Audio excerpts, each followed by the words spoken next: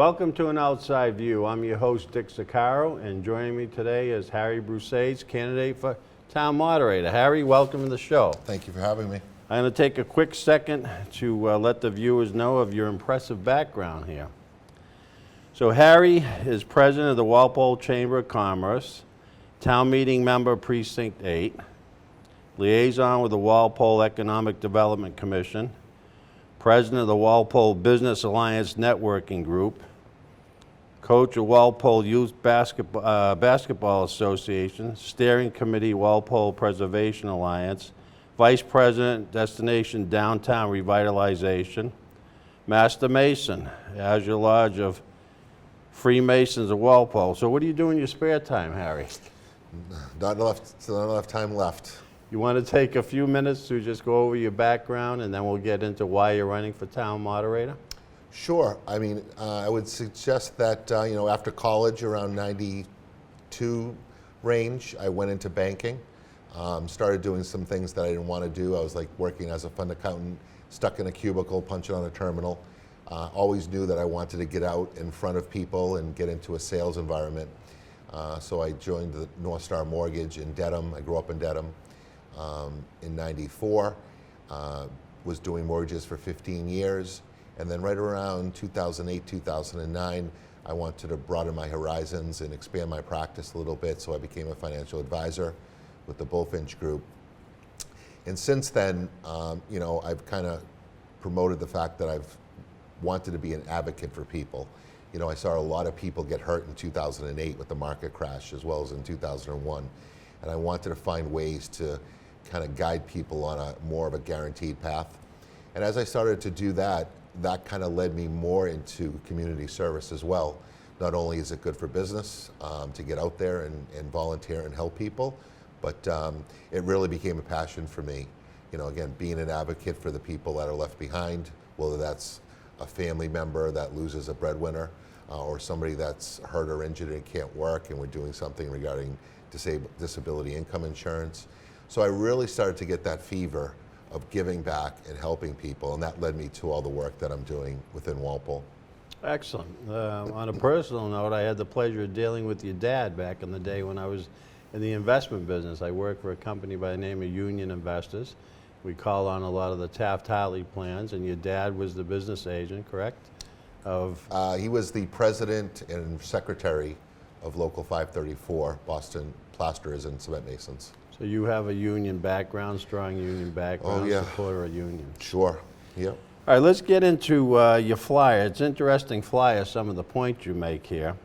So it's basically Harry Broussais for town moderator. Why town moderator is important to you. So maybe you want to start off on the importance of the town moderator. Absolutely. So first, if I was to do a survey of, say, 10 people in Walpole and ask them, what is a town moderator and what does he or she do? I guess probably 8 of them would have no idea, other than, well, moderates town meeting maybe. Mm-hmm. And that's true. That's the first responsibility, is moderating town meeting. We meet every spring and every fall for 2, maybe 3 meetings. And we try to guide and vote on articles and resolutions and amendments that the town has promoted to try to guide our town forward.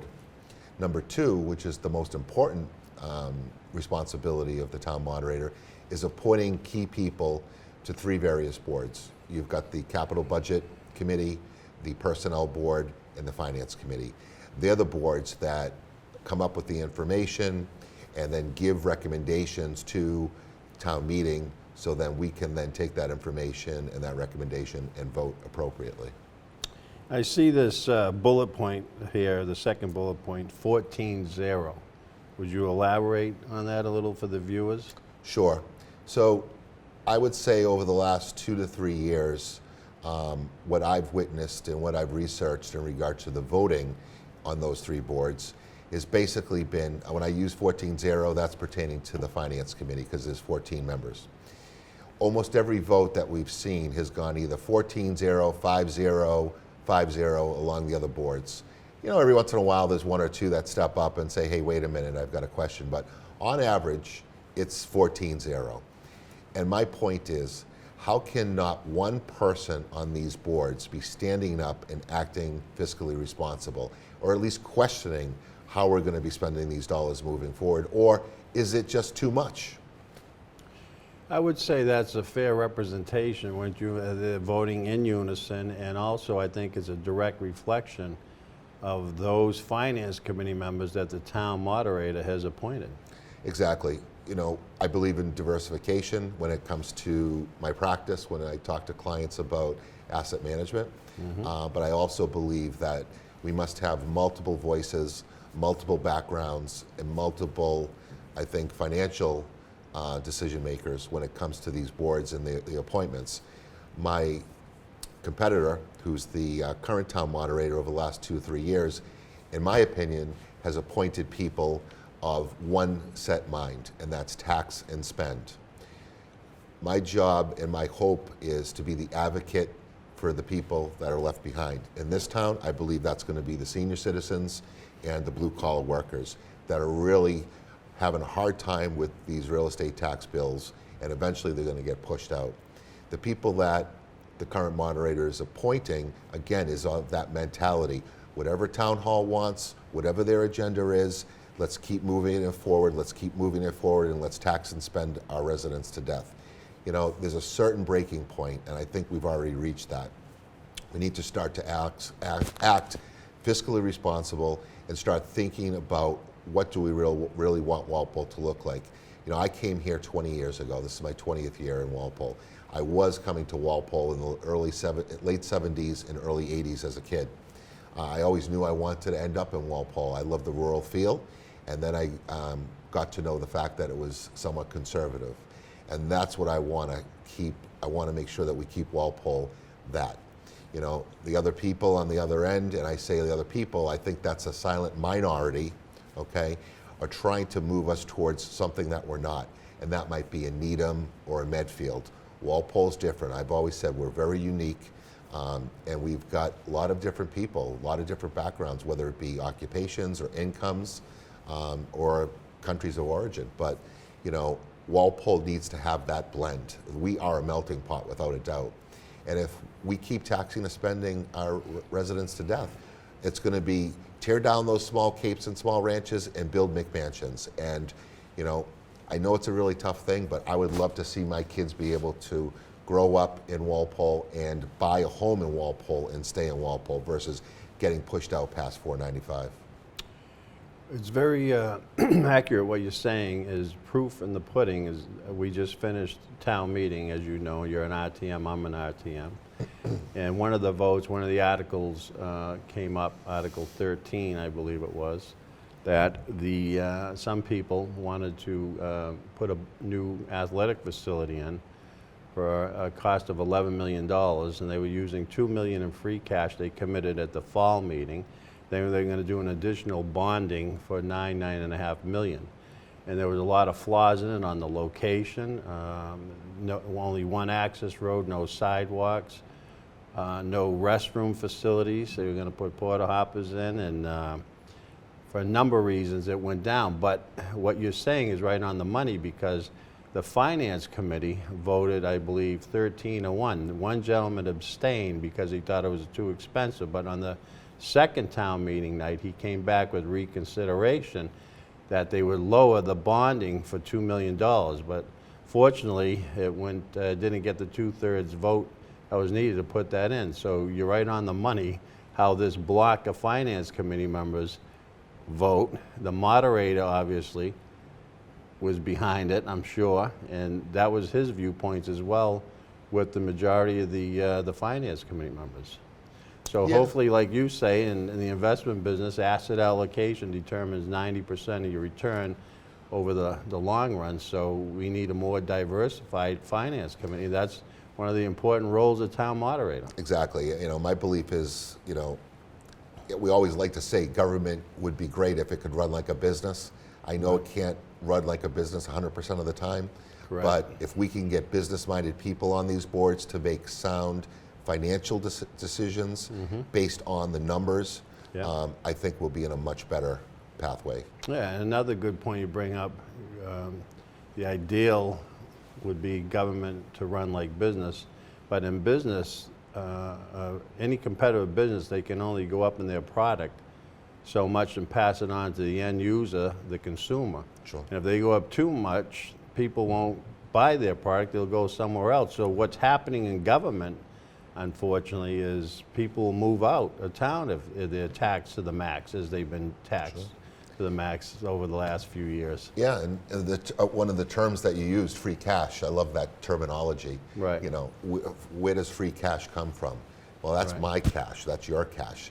They overextended the budget to the point where they do have free cash, and then they can go spend it on whatever they want without really us, you know, having a decision on that. Right. You know, last year there was an article about returning $1 million in free cash to the residents, and that went down in a ball of flames, which is crazy. But you know, my job at the end of the day as town moderator, if elected, is going to try to bring all the information, all the numbers to the RTMs, educate them so they know exactly what things are going to be looking like, all the numbers, the background information, and then forward those numbers as far as what the additional costs may be. Because you talk about the fields, $9, $10, $11 million. But again, if it doesn't have those other amenities, well, those are going to come next year, okay? And then when does the field need to be replaced? And then what's the upkeep cost? These are the things that we really weren't seeing. And you know, hey, I'm a dad, I got 3 girls here in Walpole. Yeah, do we need new fields? Yes. But I think we needed more information and more certainty on the expense. And they'll probably come back to us in the fall or next year, and we'll make hopefully a knowledgeable decision that is going to work for everyone. One idea I was discussing, matter of fact, at your event last night with Tom Brown, who I had on the show. He's a candidate for selectman this year. And we were talking about the free cash. And Department of Revenue says that it's prudent for a city or town to have roughly 3% in free cash in case they need emergency spending. But I've analyzed Walpole's free cash, and they have more than double that every year. They have about 6.9% out of the $93 million budget. So they have over $6.5 million. So I was telling Tom, maybe someone should bring up and say, you know what? Anything over 3%, maybe that should be applied to lowering the full 2.5% tax levy needed and get it down to 2% and give the taxpayers a break. Or at the end of the day, you know, move it into a reserve fund that can be used for other things in the future. Right. You know, versus, you know, oh, we got $6 million, let's spend it all. You know, every year that seems to be the case. I would suggest, you know, move $2 million, $3 million aside, put it in another separate reserve fund. So like say in the next 3 or 4 years, if we move that up to $10 million, $15 million, well, hey, you come to us for the fields, here we go, we'll pull some out of that. We got the schools that are coming up. So I mean, we need to start saving for our rainy day, and it's coming real quick. Absolutely, and then they have a stabilization fund too for Correct. emergency use if they have a bad winter for excess I would suggest snowplow. another fund. Other than Another stabilization. issue is the large unfunded liability with OPEB, other post-employee Sure. retirement benefits. Right, I that's mean, right they up have, your they have alley. to address that. Yeah, Exactly. you know that. I mean, that's a tough one. Now, the next bullet point you show here is an interesting one that I'm a strong believer in: transparency and fairness. You want to go over that just a little?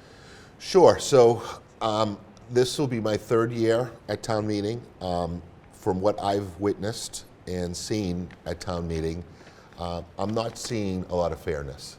I'm without a doubt seeing people being cut off from free speech. I know the current town moderator has put a certain time constraint on RTM speaking, but he does allow for extended time if the body votes on an approval for that. You know, I think putting those time constraints is kind of lessening the role of the town moderator. I think it'd be more apt to listen to the person, hear them out. If the information is still accurate and pertaining to what needs to be heard, I would let that person continue. I'm also noticing that some information is being shown that is 100% accurate, but then when somebody else presents information, oh no, that's not accurate, you can't present that. I think a lot of that information should be submitted a lot earlier so it can be vetted, but my job would be to provide that information to everybody prior to the meeting so they can do their research. I'm finding that a lot of the RTMs are getting to the meeting looking at information first time and then trying to make decisions right off the bat. So that speaks a little bit about fairness, but that talks more about education. But again, when it comes to fairness, I think that not everybody's getting the full end of the spectrum when it comes to the fairness part. Some people are getting some time, other people are not. And then I spoke about transparency. That's about getting all the information out there. We look at the budget, and if we're going to hold a budget line item, I think that information we should be presented maybe 2 or 3 years back as far as what the budget looked like, what those line items look like, and what do they look like now. If we go back 10 years, our budget has gone up, I believe, over 50%. All right, and so as in our taxes, our real estate taxes. So we're spending a lot of money here. And I remember Tom Brown mentioned, over the last 10 years, we've spent $1 billion approximately in Walpole. It's amazing. And I don't see us living in $1 billion town. Right. So where is the money going? I mean, of course, it's going to the things that it needs to go to run the town, but I think we can be a little bit more efficient in the way we're running things. Listen, that's not going to be my job as a town moderator. My job is to be fair and balanced and make sure that everybody gets a fair shot and make sure that the meeting is run efficiently as possible. And my hope is that I can guide that process into Walpole being a better place in the near future. It was very interesting. One point during the spring town meeting, when the second night, when the finance committee member who originally voted down the field and wanted to reconsider, a couple of the RTMs stood up and asked, point of order, why are we reconsidering this when the vote already happened? And it got a little rowdy, and the town moderator threatened to have the police chief physically remove RTMs from the meeting. So I was probably quick to sit down right before that happened. I kind of know where to stop my displeasure, I guess. But, on that fact, I heard about reconsideration potentially coming up after Monday's vote. So I did a little research myself, and I found that, if that reconsideration vote was approved, that I could then go up and then ask to have a reconsideration vote on that reconsideration vote. Because my feeling was that they were acting inappropriately on the reconsideration vote, because the person that presented it, wanted to then bring an article that was different from the original form. On a reconsideration vote, in my belief and what I was told, that the article has to be the same. So you shouldn't be asking and debating for a reconsideration vote on a different type of article. It has to be based on the same article. It probably should have been reconsidered on maybe a voting inaccuracy or faulty information. So then that's why I want to reconsider my vote.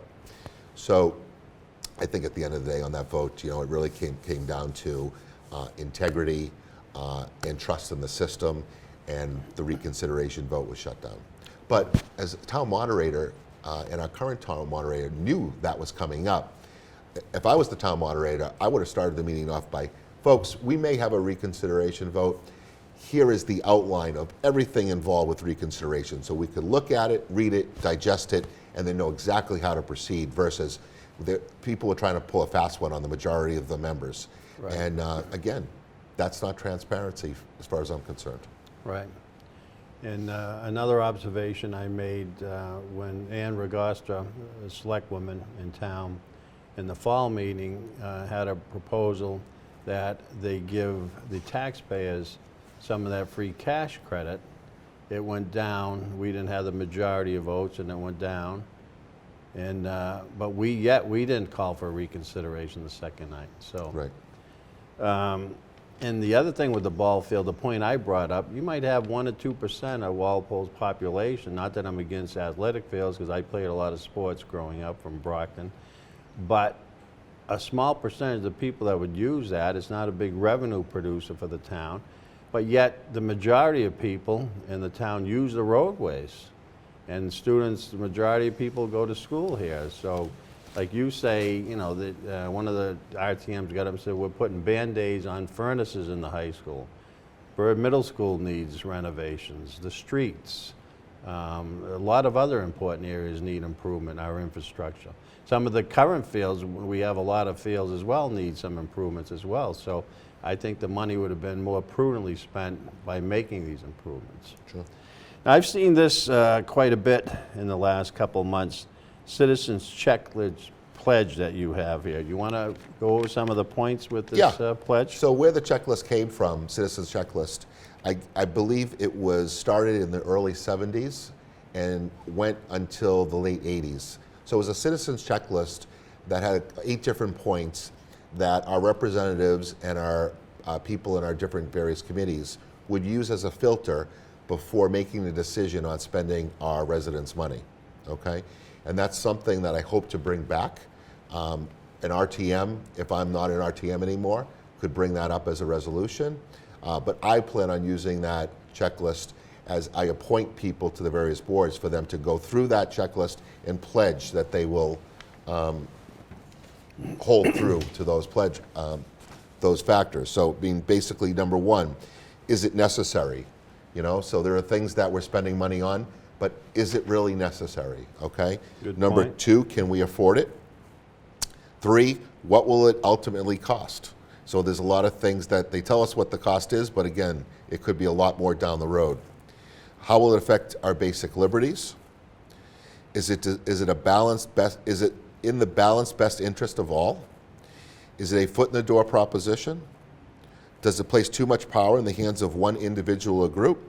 And lastly, does it recognize the importance of the individual and the minority? So I think those are 8 very basic principles when it comes to doing the best for our people and doing the best for their wallet. Excellent.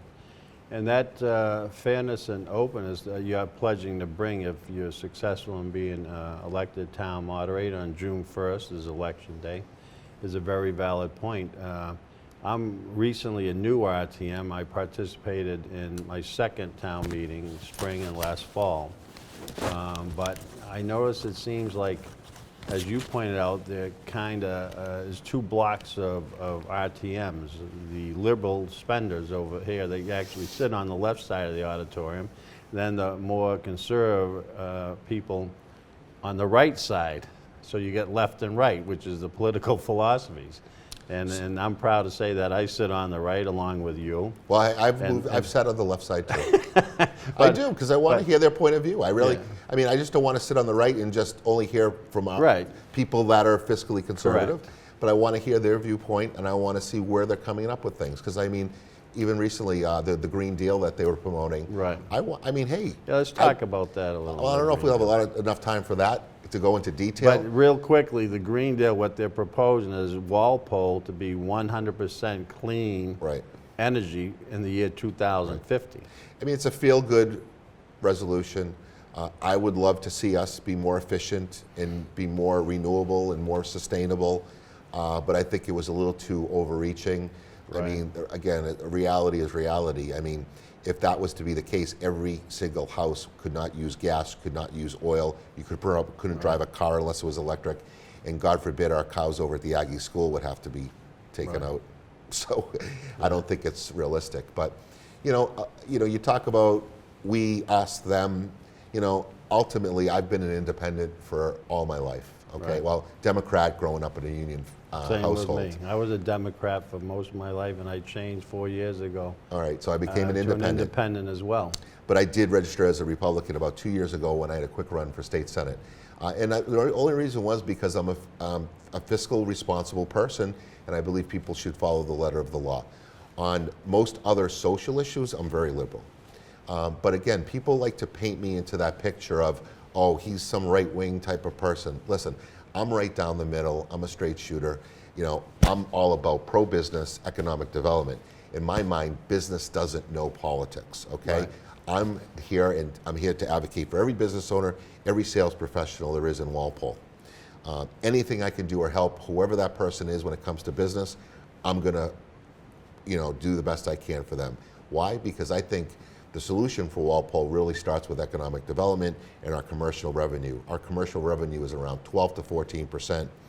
Hey, we don't like to compare ourselves to other towns, but hey, Norwood and Dedham are around 28 and 34%. You know, they've got a lot of revenue, and it'd be able to keep their taxes down. So my job is to hope to promote that as much as possible so we can get revenue up on the commercial side, keep our residential tax base down, and then maybe we can pay for some of the things that everybody wants. Right. You know? I'm a excuse me, I'm a numbers guy like you, and I pay attention to facts and figures, but in the 2 town meetings that I took part of, it seems like the more conservative group that want to help the taxpayers and save them money lose by about 24 votes on almost every vote, with the exception of the ball field. The first time I saw that the more liberal spenders lost. They didn't have the 2/3 vote. So it's very interesting how the voting bloc works in these town meetings. I think in Walpole, you know, there's always ups and downs, but I think the trend is coming back to, again, fiscal responsibility. I keep saying that over and over again because it's a big part of my platform. But, you know, again, the people that you say are on the other side, I mean, again, they're my friends, they're your friends, Correct. They're our neighbors, they're our business associates. They're not bad people, they're not evil people. You know, they're just trying to do what they think is best for Walpole. Right. And my job is to try to hope to bring both sides together because, hey, listen, I'm on Destination Downtown. You know, there's no political talk there. We're just all about trying to revitalize Walpole downtown. And that's all our concern is. And we can all come together and work on that. And I'm excited about that. I think, again, when it comes to town meeting and Walpole as a town as a whole, I think my job will be able to do that, to bring people together. As a business person, as a salesperson, that's my job every day. I'm the middleman. Right. I bring product and person together. You know, everybody doesn't walk away with the best price or the best product, but my job is to negotiate that, to make sure that everybody feels comfortable and everybody walks away thinking they've won to a certain extent. And that means they walk away happy and we've come up with a solution. Well said, well stated. We have about 3 minutes left, so when I have guests on, especially running for political office, fairness to the guests and to the viewers, why don't we spend the last 3 minutes talking about, well, we covered a lot of points, but why don't you look into the camera, tell the voters why they should vote for Harry Broussais on June 1st as the next town moderator, and then let the people know how they can get involved with your campaign. We got about 3 weeks left to the election. I see you brought one of your signs here, if you want to display that. Sure. And You want me to hold it up too? And So the that's my floor sign. is all yours. So I'll hold up my sign for a second. Right. Harry Broussais for town moderator. But, you know, so you asked me why people should vote for me. Again, I've been in this town for 20 years. I've raised a family here in this town. I'm invested in this town. I want to stay in Walpole for the rest of my life. I believe that my reputation precedes me. Most people believe that I'm honest and I have integrity, and I also believe that as well. Right now, the town, I believe, is being run by a silent minority. From there, at the head of the leaders of town hall, that begins to filtrate down to the town moderator and then to the RTMs that are basically coerced on how to vote. They're not free thinkers, and they're not thinking for themselves. They're thinking about who's going to be elected next and who are those leaders, that silent minority, what do they want. So my job is to get people to get back to old school solutions, fiscal responsibility, and at the end of the day, I think I can bring people together in a way that makes people happy and will benefit the people and the residents of Walpole. You talked about my dad. You know, he passed away about 4 years ago.